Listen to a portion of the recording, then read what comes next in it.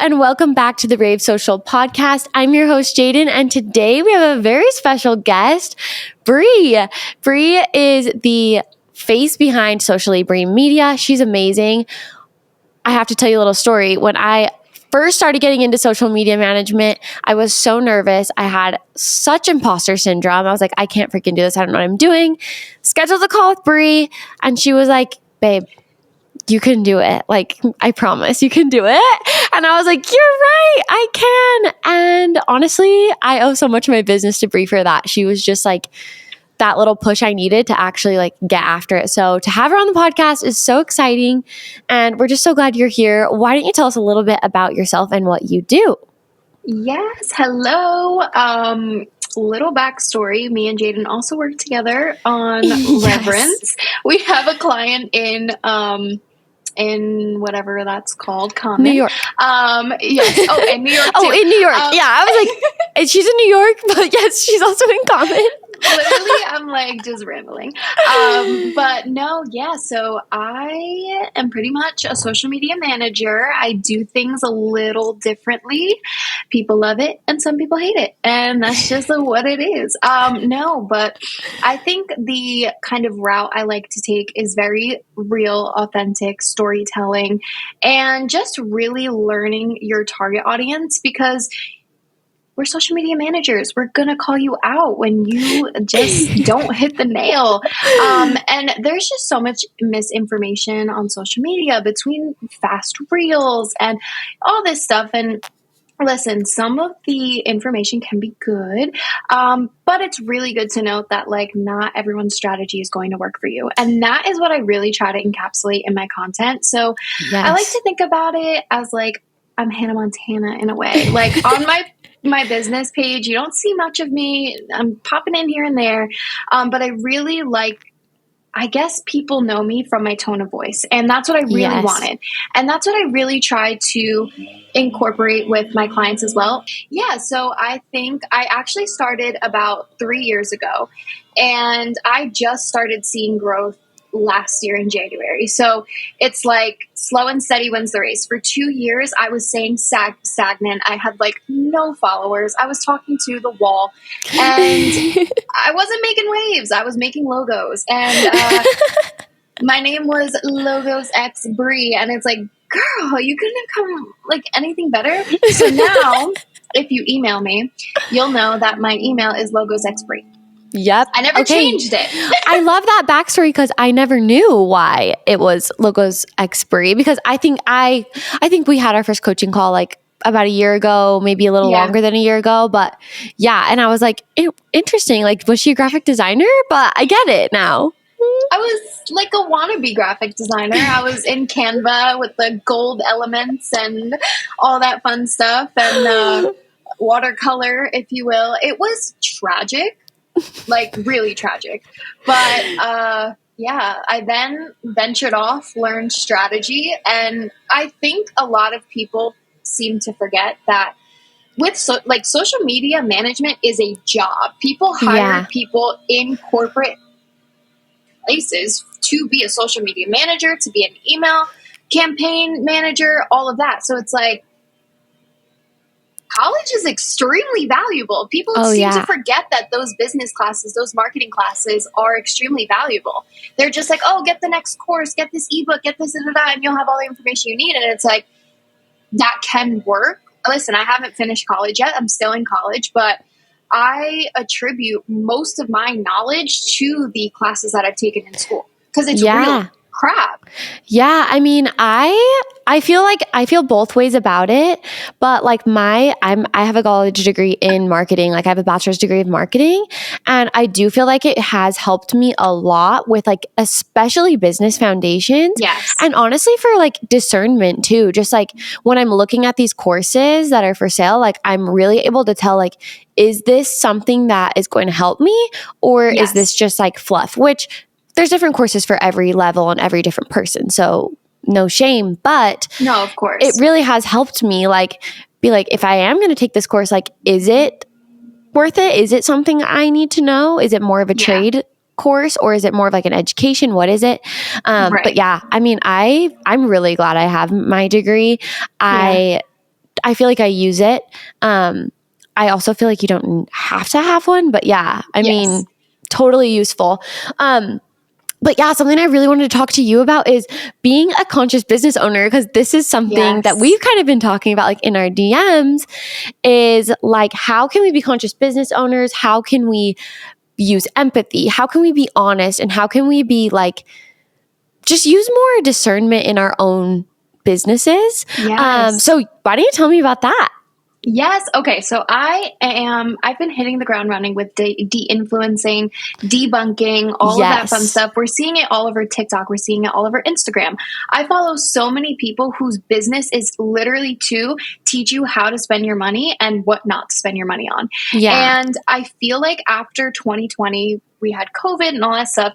Everyone was looking for the next best thing. Self-care. They want to feel good about themselves. So they're going to spend hundreds of dollars getting clothes and being the it girl and all these trends and phases and all of that stuff that ends up phasing out. They're like, okay, well, I need to be the it girl. I need to be the clean girl. I need to be this. I need to be that. And it's like, I did see this podcast clip the other day. It was a little bit sexist, but like it was kind of true. Like, not for nothing, they say like you don't see men, and not a lot of men, who are following these types of trends because they're not for them. A lot of consumerism is targeted towards women. Yes. So we're getting all of these workout sets. You want to look like the girl in the model? Get this set. Get this. Da, da, da. And it's like, that is so damaging for our minds. And I know that's what marketing is. And I had a little tiff the other day with someone in my captions or comments. They were like, this post is awful. And I was like, oh my God, thanks, bestie. And he was like, you don't know marketing. You don't know anything about marketing. Blah, blah, blah, blah, blah, blah. And I was like, oh, really? Thank you. I just kept saying thank you. And because like I love trolling back. Like, you're not about to come on my page, curse at me, be mean to me, and I'm not going to do it back. Yeah. So then after that, he was just like, you don't know how the economy works. You have to put out to get back and blah, blah, blah, and all this stuff. And I'm like, okay, but you're not understanding what I'm saying. I was like, no, this is the first post. Yeah, I mean, you're talking about like ethical marketing and ethical consumption and all, like, that is also a part of marketing too. Right. And he was just coming at my neck. At the end of this tiff, if you will, he decides to plug himself. He's like, oh, I build brands. Bestie, no one's coming to you to build their brand. Like, no one is good. And if they are, Godspeed. But with that being said, I think the way that people can be conscious, and I have a client who is actually implementing this in the new year and now, is they do dermal skin therapy. So the treatments are expensive. What they did is they put together a package of memberships for their clients. And they said, okay, here are X amount of treatments for less of a price. So that way you're getting all of these treatments, you're taking care of yourself, falling into that self-care category without breaking your bank every time that you're going. So I think we don't need to stop selling. I think that's what a lot of people are getting confused with. They're like, oh, we can't just stop selling and all this stuff. And I'm like, no, that's not what I'm saying. Read. Yeah. I'm saying that what we can do is be conscious in the way that we are marketing towards them. Understand that in certain seasons of your business, not every single product that you offer is, needed. That's 100% it. And it's not about not selling. We're kind of talking about the economy right now a little bit because, when the economy is booming and people are spending all this extra money, it's like, okay, whatever. People have disposable income. It's fine. Yes. Marketing however you want. Don't market sleazy, but it's more like, okay. But when we're in these economic times that are a little bit more challenging, businesses have to maybe change the way they're marketing. Like, for example, this is one that I've used for a hairstylist. She was saying like, I'm really expensive. I do extensions. And I'm like, I get that. One way you can position yourself and get more clients so you can increase your revenue is by educating people on how to do hairstyles that extend the length of their extensions lasting. Yes. Like, how do you make your extensions last longer? What hair coloring techniques? Like, can you do a balayage that will last longer between appointments so that you don't have to get your hair done every 6 weeks? You can come in every 10 weeks, every 12 weeks, and you can serve more clients that way. So you're not taking an economic hit, but your clients are also not having to spend quite as much money each time. And that's because the economy is the way that it is. If, like I said, if it was booming, then whatever. But like you're saying also with the facials is that if you can package it and maybe do like a lower ticket offer, so maybe it's a monthly subscription that is essentially like a savings account for them. Yes. To come get these offers, you're going to have more people that can afford that. And it's also just more ethical because people aren't spending like way more than they can afford. It's more of a bite-sized purchase. Yes. And the funny thing is too, is I'm 100% real on my page. Like I am a college student. I have to pay rent. I moved out at a young age because, you know, I was just like, let's go. It seemed like a fairy tale in my head. And then I actually did it. And I was like, I live in New Jersey. Okay. So it's going to be really expensive. Understood. Okay. So I was just like, really, I took a huge financial hit, and I wasn't starting my business at the time. I kind of had it in place, but it wasn't as successful as it is now. And even now, as it is successful, I have people on payroll. So I'm paying my employees every single week. I also have a lot of expenses as a business owner. I have subscriptions. One photo subscription for me is $99 a month. Like it is a lot of money, but it is useful. And I saw the other day this TikTok, I had posted about it. It was like, you know, normal people. Back then, my mom never got facials every month. My mom never bought new clothes all the time. My mom didn't get her nails done every 2 weeks. My mom did like the things that people are normalizing now to do, like, oh yes, you need a monthly facial, you need this, you need that. If your target market is people who are wealthier and you're more of a luxury type of service, fine.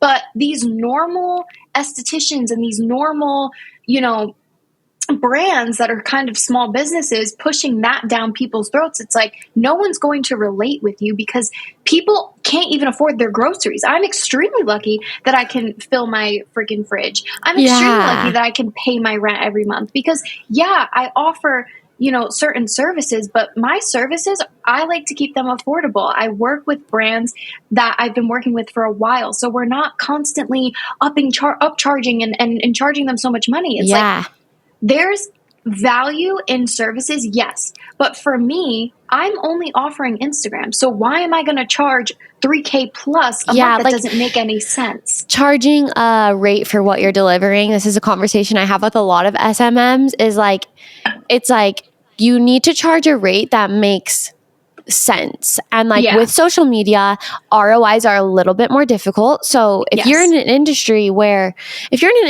you can give an ROI, you can charge a lot more money because you can say, look, guaranteed 3% return or whatever it is. But social media, it's not like that. And we do provide a lot of value. Like I am not discounting that whatsoever. And also we work our asses off and should be 100%. For sure compensated for that. But again, it's respective and it is based on what you can deliver, which brings me back to like, that's why when the economy is the way that it is, like maybe a lower ticket offer, the subscriptions, whatever it is going to be better for your business because maybe people can't afford that one-on-one support with you because it is time consuming and you do have to charge a lot to make it worth it for you and your business. But maybe you can offer some more done for you products or some more group offerings where it's like you can serve a bunch of people for a lower price. So I just think that's so important. And we were talking about being out of touch, like businesses being out of touch with influencers. So we're going to kind of move subjects, but this is so real in marketing. Businesses being out of touch, not being empathetic. Their marketing can be whack, but also like the influencers they're choosing, like what? Like they have no clue. Like that's the thing too. They're choosing these influencers based on, they have a lot of followers or, they this or, they that. But they're not researching their own target audience. So you choose this influencer, but is this influencer popular in your target audience's, whatever? Like for me, I don't even follow Alex Earl on TikTok. And that might be a hot take. Listen, the girl's cool. The girl's nice. She had a good upbringing, whatever. I'm just not an Alex Earl girly. I am not someone who leaves my room filthy and no, I'm not an Alex Earl girl. I'm dying. However, like if she's selling me something, chances are I'm never going to see it. And if I'm your target audience, you're not even reaching me with that influencer. Like they just don't do any research, or they do the wrong research for the wrong reasons, thinking that, they just focus on vanity metrics. I mean, like a business can't use like Louis Vuitton. If they're going to use Alex Earl, it's not going to work because nobody in college, which is her target demographic, or like I do follow her, but like we can't afford that. So that's why what did she do? Did she do one with Alani, or was that freaking Kim K? Whatever. She did some sort of like energy drink, the elixir or whatever. And I was like, solid choice, because guess what? Everyone in her target market can afford that and is going to like go buy that $4 drink or whatever. So like that's one that makes sense. But again, choosing, I feel like exactly like what you said, just businesses will choose influencers for clout reasons only without seeing if they align. And it's also bad on the influencers part, which is at my very first podcast episode is about 2024 marketing trends, and influencers selling out, like that is, you're never going to survive as an influencer if you don't use judgment with what brand deals you're accepting, because you'll see it now. These influencers will get brand deals. Their comments are full of people being like, this doesn't align. Like, we know you, because they do. They've been around for a long time, and you're going to lose your audience. You're going to lose and then you're going to lose all the brand deals because you're not going to give any ROI. So I feel like we're really going to see both businesses and influencers like dial that in, or else both of them are going to suffer. 100%. Like, listen, I've gotten a lot of brand deals in my like Gmail. I've never taken a brand deal. Someone has come to me for underwear. You're like, I'm a social media manager. Like, who is wearing underwear and posting it? Certainly not I. Not me.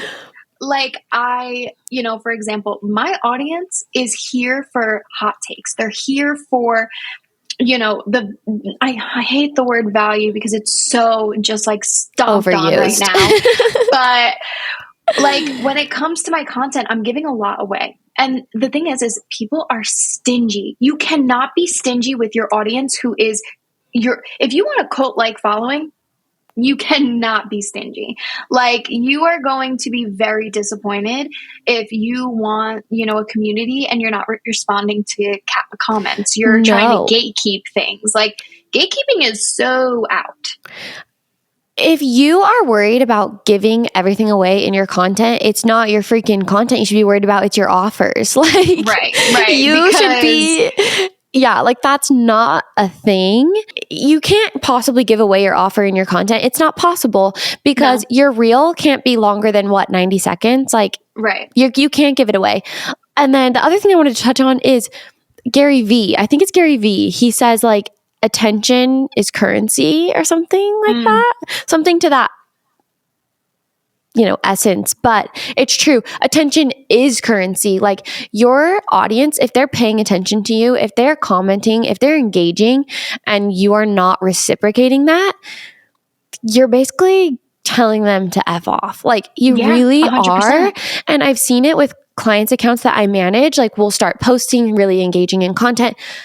They'll start getting lots of comments and they won't respond to them. And then you'll just see it taper right off. Like, those people who were commenting at the beginning, they stop commenting because they're not getting a response. They're not getting any value out of it.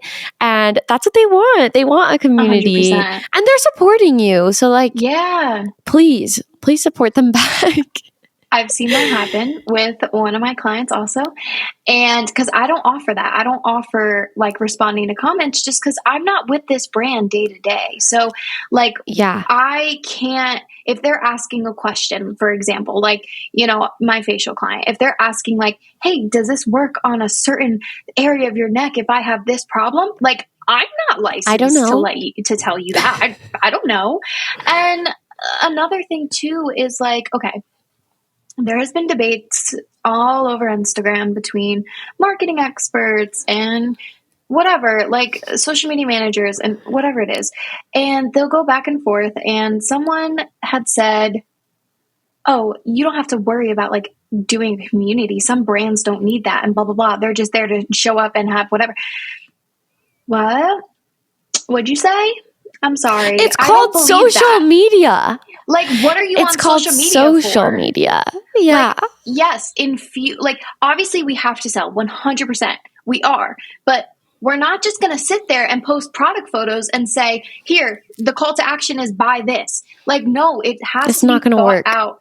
Exactly. Like, I'm sorry, but I think that if you're on social media as a brand and you're not being social, you're not going to get any type of feedback or like positive feedback or conversions, because what is anyone going to buy from you? It's No. not going to be valuable. Even if you have the best product ever, No, you exactly. have to market it. You have to, and that's with personal brands. That's why personal brands are queen right now, because they are more relatable, they're more community based, they're very social. Yes. And you are even you just are seeing corporations become personal brands. You're seeing that Yes. shift every day. They're Yeah. humanizing them for that exact reason, because it is social. It's social Yeah. currency. And Yes. that's what you're using to sell your product. And that's totally fine. It's amazing. Also, like, please leverage it. But Yes. yeah, I mean, you have to be part of your community. It's so greedy to think that you're going to just post something and everyone's going to buy it. Right. And No, there's work that has to be done. yeah. And you know, the thing is too, is people think that we're telling them to like be best friends with their audience. No, like I'm not saying go grab a drink with them, but if they're putting the energy into your content that you took time on or your social media manager took time on, respond back. Like, what does it cost you? And I don't want to hear, I don't have enough time. You're scrolling, you're doing things. You're have so enough scrolling. time. Like, I'm We so see scrolling you. too. Like, You are be so for scrolling. real. I agree. And I think that's actually a problem that some people have when they hire a social media manager. And I get it. I'm empathetic towards it. Some people don't like social media, and so they will hire a social media manager. Full respect. That's what you should do. Yeah. But then they will completely disappear. Like, just completely not show up on, like, I don't think they've logged into their account. And I'm like, that also isn't going to work, which I don't want to say that. Like, I don't want to tell you that, because I want you to not have to do the work. But the truth is like, you still do, because if you're a personal brand, your social media manager isn't you at the end of the day. They're just not you. They can create good content. They can create good strategies. They can keep you consistent, all those things. But like, they can't take a picture of you at dinner. They can't list your weekend plans. They don't know. So it's those things where I'm like, just that's where I feel like social media mindset has to come in. And you have to find a way to be okay with it, to set healthy boundaries, but still be like, I'm going to show up for my business because my audience wants me. They want to hear from me because they value me. And I value them showing up for me. Exactly. And another thing too is like, if someone emails you, you're not going to leave them on scene. And like, if someone, and another thing too is when I start with a client, I tell them, this is a collaboration between the both of us. If you do not have the time, you are going to have at least X amount of time each week to go over content. Leave me any, changes that you possibly need. I need it by Friday at a certain time, or else it's not getting done, because it's something that I've had to deal with a lot.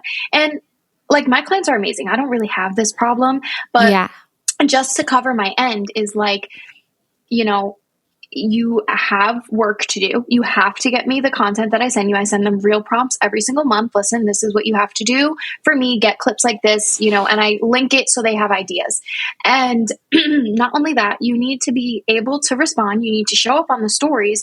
And that's just it. Like, if you cannot put the time into your business, I'm just going to sit here and say, okay, this is clearly not a priority to you at the moment. So I'm going to move forward with someone who is prioritizing this. Yeah, absolutely. And different, like, and if you can't make that a priority or you don't want to make that a priority, there are social media managers or agencies that are going to be better for you. Your growth is not going to be where you probably want it deep down in your heart.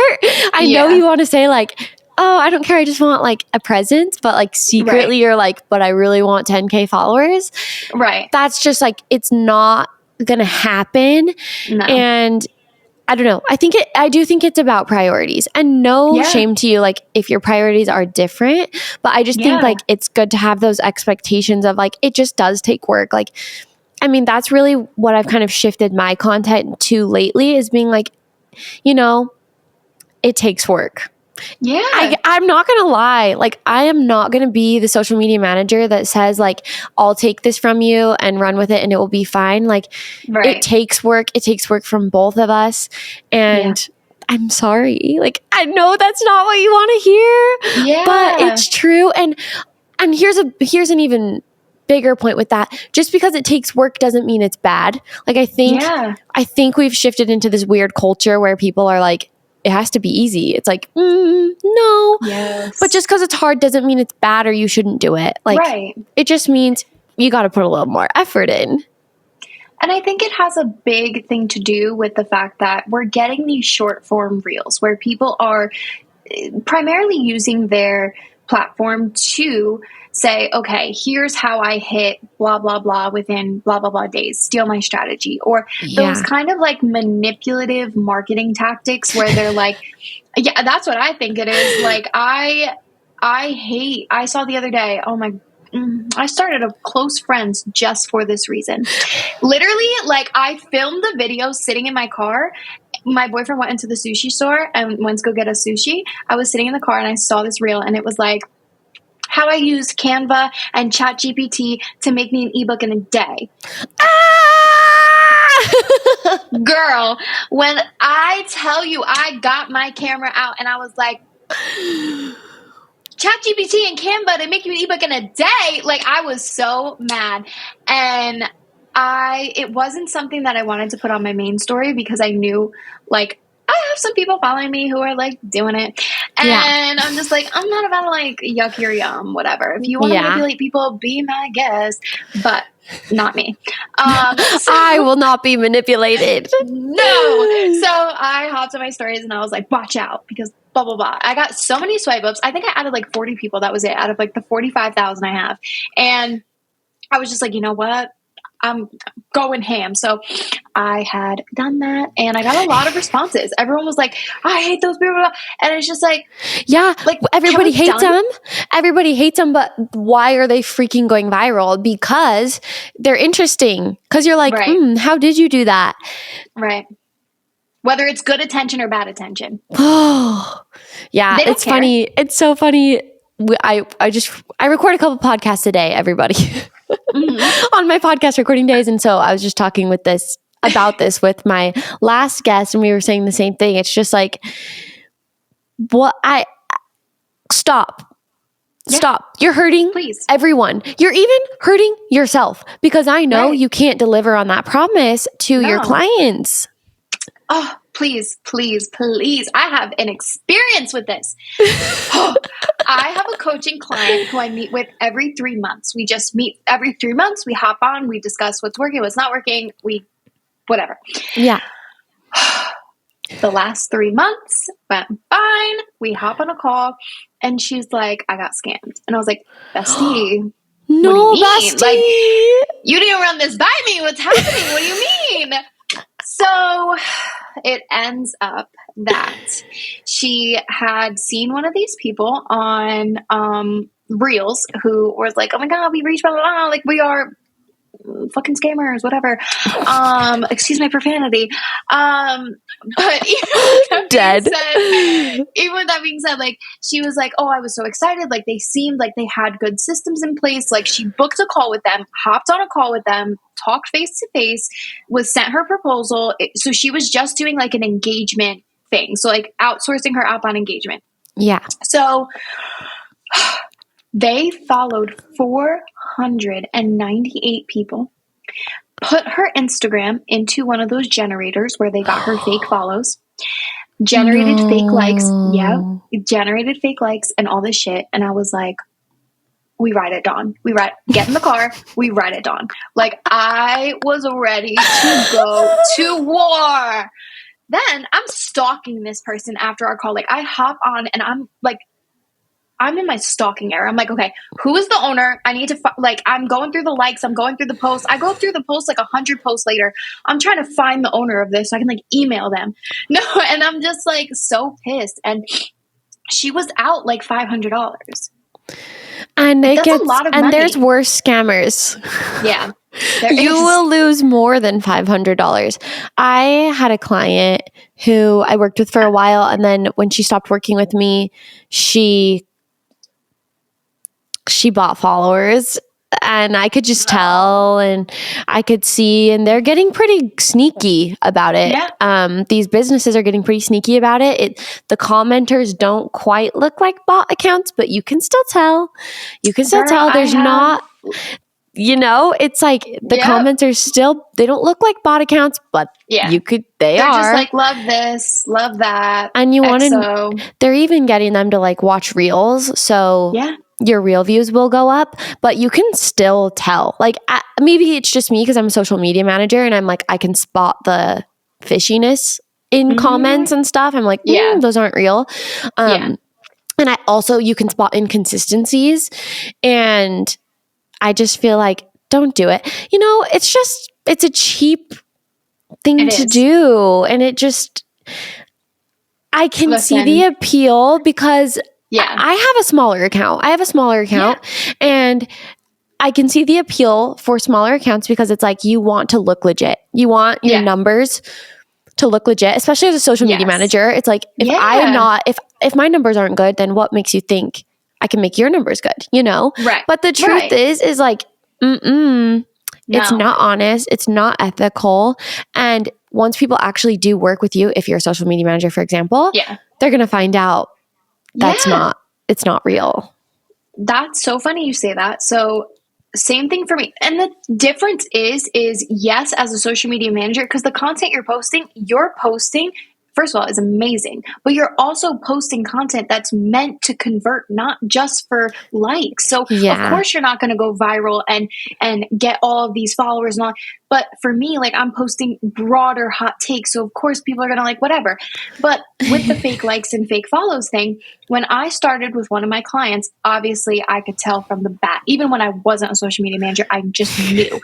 And I'm still, working with them to this day. And they call it this group, and there is a group within their DMs where they just send the thing, but it's not targeted towards their target audience.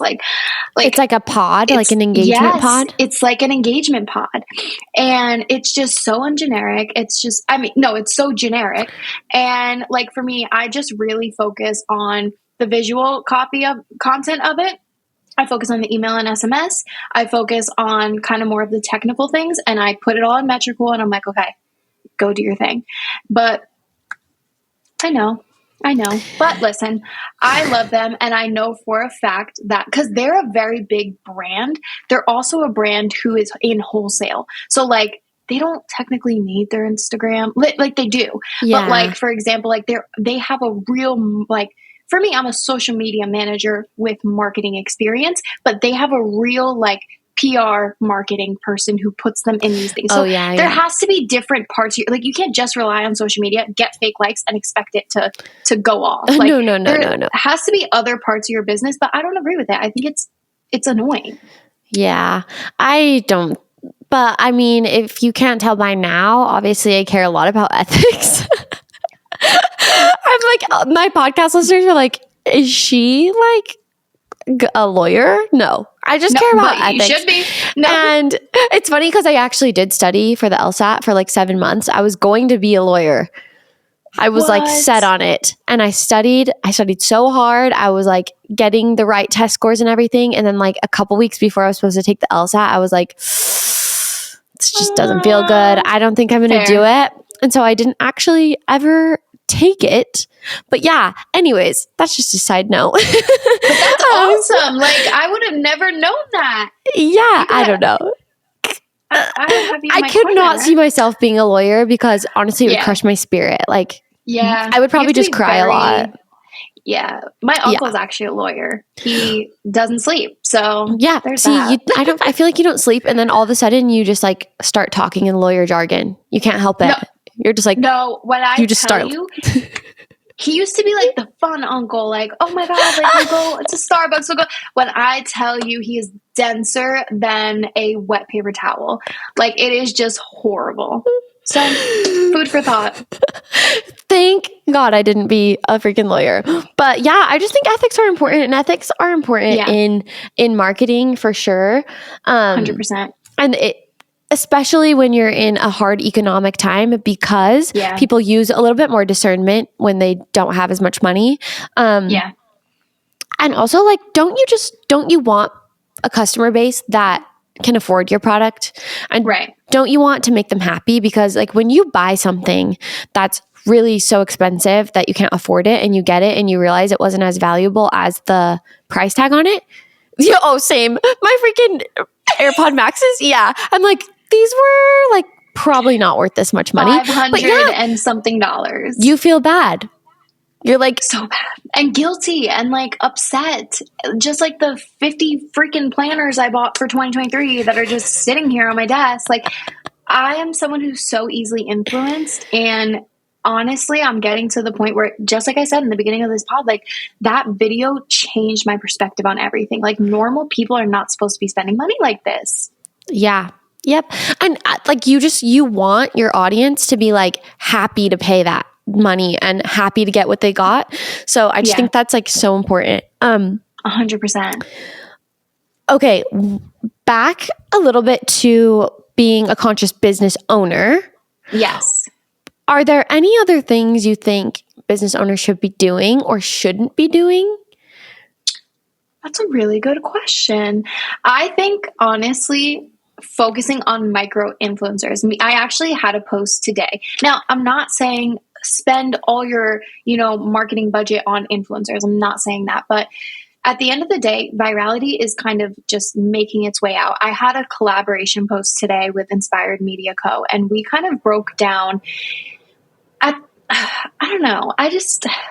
My thing is with it all is you have to freaking stop focusing on people with so many followers. Like, that's what gets me. And I think we kind of spoke about that before. But micro influencers are making waves because they have a tie to their community. Just like for me, I could tell you off the bat right now, 10 people who engage with me on a daily basis who I talk to. I could tell you probably 20 people. And that's because I pay attention to we pay attention to our audience. We're actually making connections. So if a brand were to come to me, which I'm not doing brand deals, but for example, if they did choose someone like me, for example, to maybe, I don't know, maybe Simple Modern. I'm out here promoting water bottles. Like, I've had so many people buy things because I posted them on my story. The desk calendar. I'm way more likely to buy it from you, like, because I trust you and I know you. Yeah. And you're like, the thing is too, is like, how hard is it to respond to DMs, guys? Like, really, like, listen, there's some people I don't respond to because it's just fake. Like asking me how long I've been in business, but you don't even follow me. Leave me alone. You don't care. Yeah. But with that being said, I think brands really also need to hone in on UGC content and showing things in more of like a personal human way. Mm-hmm. So for example, this was a great kind of commercial. I was looking at the holiday commercials for this year. The Chevy one knocked me on my behind. Like, I was crying when I saw it. Have you seen it yet? I haven't, but I need to go see it right now. You need to watch it. Like, when I tell you, I cried my eyes out. It was so basically it started with like a holiday day or whatever. It was like Christmas. And it was like a dad and a daughter baking, a granddaughter, and then the grandma just sitting looking out the window. And you can tell that she had dementia and that she was just not there. And the mom and the daughter the daughter's like older and has her own daughter. So like the mom was talking to the grandpa, like, oh, how is she? How is she doing? He's like, it's hit or miss. Some days, she doesn't even know who I am, whatever. And you could just see these two girls who were her granddaughters went up to her with a present and was like, hi, grandma, we got you a gift. She didn't even look at them. She didn't even know who they were. She just kind of stood there. Yeah. And they left the gift on her lap and walked away. So the older granddaughter walked over and said, come on, we're going to make today a good day. So she picks her up by her arm or whatever, takes her outside, takes the cover off of an old Chevy. So they get in the Chevy, they're driving away. As they're driving, the granddaughter is showing her, here, look, this is the house that you grew up in. Look, this is the high school that you used to go to when you met grandpa. Then drove past like the whatever, went to this drive-in movie theater where finally everything is starting to click in the grandma's head and you just see her kind of understanding. So they get to this cinema outside or whatever and they're sitting there and the granddaughter goes to the grandma like, oh, this is the place that grandpa said that he gave you your first kiss. And the grandma starts laughing and she goes, he was too shy to give me a kiss. I had to kiss him first.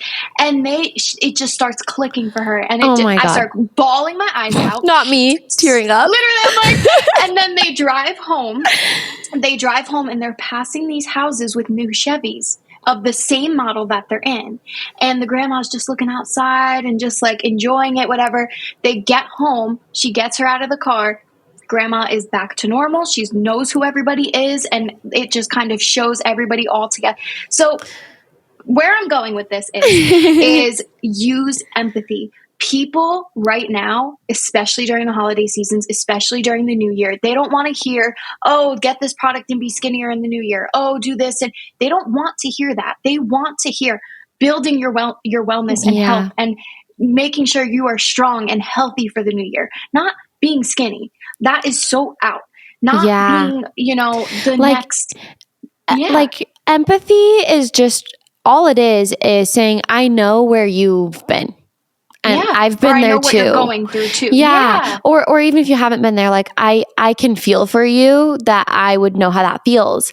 And you can use that in any business. Business. I actually think it's one of the things they talk about in the books, Building a Story Brand by Donald Miller. I could have got that wrong, but Building a Story Brand. It's a very good book about building really strong brands, and really strong brands use empathy, you know? And it's for that reason, because it's like, we want to feel seen. We want to feel like your product or your service is actually going to help us get where we want to go. Bonus points if you've been there, like if you've been in the hard place and gotten out of it. That's what feels good to hear as a consumer. Yeah, that is exactly why I put the post up of de-influencing. It was very different from what I post, but I am younger. I'm someone who made mistakes already in my life, which I'm luckily learning from them. And I'm, in a headspace where instead of making the same mistake twice, I'm going to not. But with that being said, we love a growing queen. We love it. But I feel like with that post, I really wanted people to understand, like, the way you buy things is emotional. The way anybody buys things is emotional. Like, brands need to understand that. When I invested in my branding, I invested with it was expensive, but I invested knowing that I'm going to get something out of it, that this is something my business needs because, I'm here, but I'm here. I want to be here. And this is going to get me there. Like, I'll be better for it. Yeah. And I just think that people need to start appealing to more emotions rather than just conversions and money. And using money just makes me like a little icky. Like, I don't want to hear that you got $50,000, and because half of the time it's not even real revenue. Oh my gosh, this has been so fun. Like, thank you so much. Before we close out, I just want to ask you, what is one piece of advice you wish you could go back and tell your younger self? I've been waiting for this one. Something I would tell my younger self is slow down. There is so much listen, I'm someone who has so much anxiety. I've had anxiety since I was a little girl. I was stressing about the next thing that was going to happen before it even happened. And slowing down, living in the moment, because tomorrow is not promised. And I know that sounds so cheesy, but my boyfriend tells me all the time, he's like, tomorrow's not promised. Why are we going to worry about tomorrow's problems today? We have today's problems to deal with. And it's so true. Like, I've always been anxious. I've always been someone whose heart is beating out of their chest and, oh Same. my gosh, like I'm going to freak out. Yeah. And it's just like, but why? Live in the moment. Be grateful for what you have. People can't even put food in their mouth right now. So it's like, I'm extremely lucky. I'm extremely grateful. And yeah, just slow down. Life is going to be here. You have all of this time on earth. You have all of this time with your family and friends. Make it count. Yeah. I think that's the one thing that I would tell myself. Yeah, I love that one. Most of the guests have said things along the lines of like, it's not that serious or things like that. But I really love slow down. And I can relate to that so much because I got married when I was 18. I was literally engaged the week after I graduated from high school. Got married 3 months later. And I did everything right. I got married. I went to college. I bought a house. I remodeled it. And then I was 23 and I was like, I did everything besides, I guess, have a kid, which I didn't want at the time. Yeah. And I literally started my entire life over at 23. Yes. I got divorced. I completely started over. And you slow down. Yes. Because you're right. Every moment is so precious and there's no reason to just speed through life. Tomorrow's going to be there if it's going to be there. And you just need to take it one day at a time. And you're not behind. You're just, you're doing great. You're on your own journey. And if you don't feel like you've made it, you probably have. And also, if you haven't, it's on its way to you. You still have time. Mm-hmm. Oh my gosh, I love that so much. Bri, thank you for coming on the podcast. I loved having you. I love your content. I'll make sure to link everything in the show notes for everyone. But I just wanted to say thank you for joining us. Well, thank you for having me. I'm so happy to be here and I hope you guys love it. Yay!